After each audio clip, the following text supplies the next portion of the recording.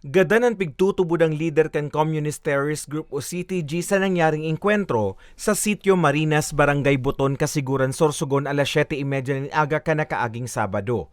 Sa impormasyon mantang nagkukondukta ng Intel-driven operation ang 31st Infantry Battalion, Regional Intelligence Unit 5, Sorsogon Police Provincial Office, 503rd as in 504th Maneuver Company sa nasabing lugar.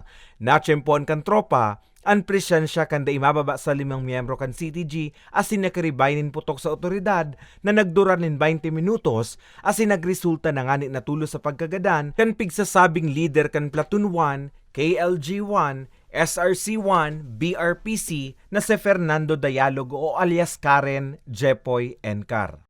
Bago mangyari yung encounter ay base doon sa report ng civilian, ilang araw na silang namamalagi doon sa lugar.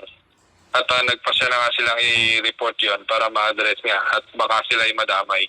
Na-recover sa lugar kan engkwentro ang sarong M16 rifle, duwang magazine na kargado nin mga bala asin mga personal na kagamitan kan CTG. Sabi nga kay Major General Bahaw, ang pinuno ng 19th Infantry Division, ito ang pinakamalaking regalo nila pinakamalaking ambag nila sa tambayan ng Pilipino. Mientras tanto, nasa kustodiya ng unyan kan otoridad ang apat na pag-iriba kan pigsasabing nagada na leader kan CTG. Matapos na kusang sumuko sa otoridad, alas 10 din aga kan parehong aldaw. Kasabay man kan sa indang pagsuko, ang pag-turnover nin tulong high-powered firearm. Para sa mga baretang tatak Bicol, Carmelo Balia.